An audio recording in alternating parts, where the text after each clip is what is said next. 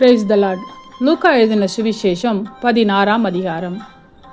பின்னும் அவர் தம்முடைய சீஷர்களை நோக்கி, ஐஸ்வர்யவான் ஆகிய ஒரு மனுஷனுக்கு ஒரு உக்கிரானக்காரன் இருந்தான். அவன் தன் எஜமானுடைய ஆஸ்திகளை அழித்து போடுகிறதாக எஜமானுக்கு அறிவிக்கப்பட்டது. அப்பொழுது எஜமான் அவனை வரவழைத்து, உன்னை குறித்து நான் இப்படி கேள்விப்படுகிறது என்ன? உன் உக்கிரான கணக்கை ஒப்புவி, இனி நீ உக்கிரானக்காரனாய் இருக்கக்கூடாது என்றான். அப்பொழுது உக்கிரானக்காரன், நான் என்ன செய்வேன்? என் எஜமான் உக்கிரான விசாரிப்பில் இருந்து என்னை தள்ளி போடுகிறானே. கொத்துகிறதற்கு எனக்கு பலன் இல்லை, இறக்கவும் வெட்கப்படுகிறேன்.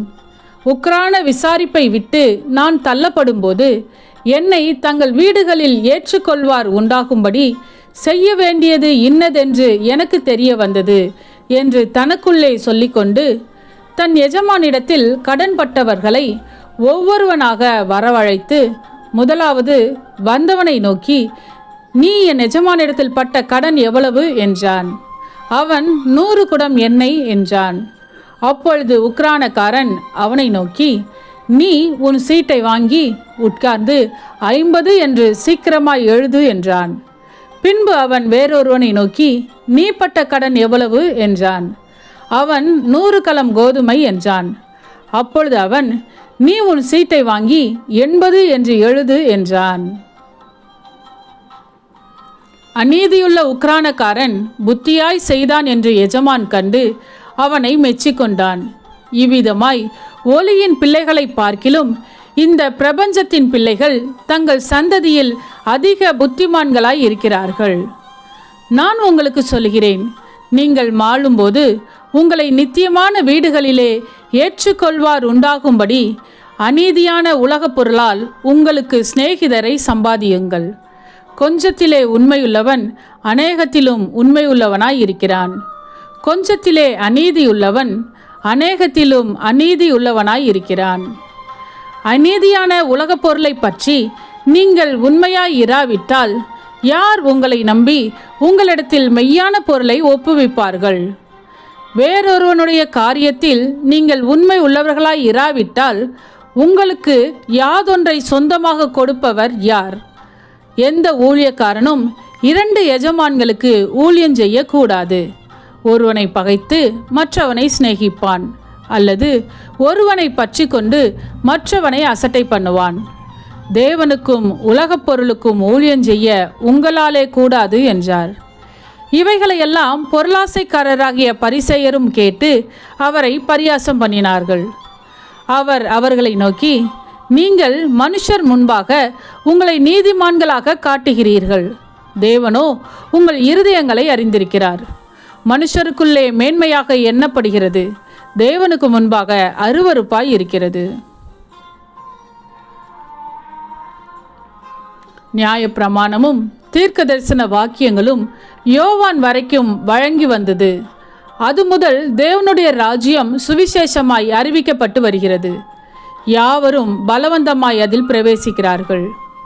வேதத்தில் ஒரு எழுத்தின் உறுப்பு அவமாய் போவதை பார்க்கிலும் வானமும் பூமியும் ஒழிந்து போவது எளிதாயிருக்கும். தன் மனைவியை தள்ளிவிட்டு வேறொருத்தியை விவாகம் பண்ணுகிறவன் விபச்சாரம் செய்கிறான். புருஷனாலே தள்ளப்பட்டவளை விவாகம் பண்ணுகிறவனும் விபச்சாரம் செய்கிறான். ஐஸ்வர்யமுள்ள ஒரு மனுஷன் இருந்தான். அவன் இரத்தாம்பரமும் விலையேற பெற்ற வஸ்திரமும் தரித்து அனுதினமும் சம்பிரமமாய் வாழ்ந்து கொண்டிருந்தான். லாசரு என்னும் பேர் கொண்ட ஒரு தரித்திரனும் இருந்தான். அவன் பருக்கள் நிறைந்தவனாய் அந்த ஐஸ்வர்யவானுடைய வாசலருகே கிடந்து அவனுடைய மேஜையிலிருந்து விழும் துணிக்கைகளாலே தன் பசியை ஆற்ற ஆசையாயிருந்தான். நாய்கள் வந்து அவன் பருக்களை நக்கிற்று.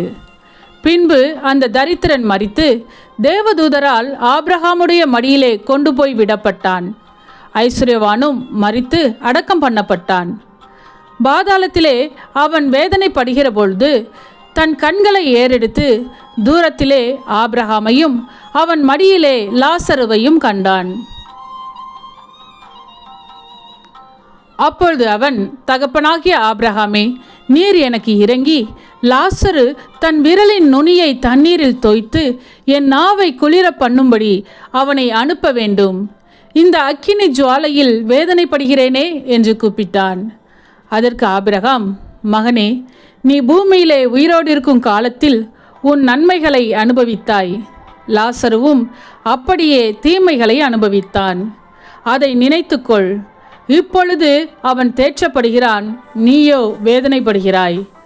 அதுவும் அல்லாமல் இவ்விடத்திலிருந்து உங்களிடத்திற்கு கடந்து போகவும் அவ்விடத்திலிருந்து எங்களிடத்திற்கு கடந்து வரவும் மனதுள்ளவர்களுக்கு கூடாதபடிக்கு எங்களுக்கும் உங்களுக்கும் நடுவே பெரும் பிளப்பு உண்டாக்கப்பட்டிருக்கிறது என்றான். அப்பொழுது அவன், அப்படியானால் தகப்பனே, எனக்கு 5 பேர் சகோதரர் உண்டு.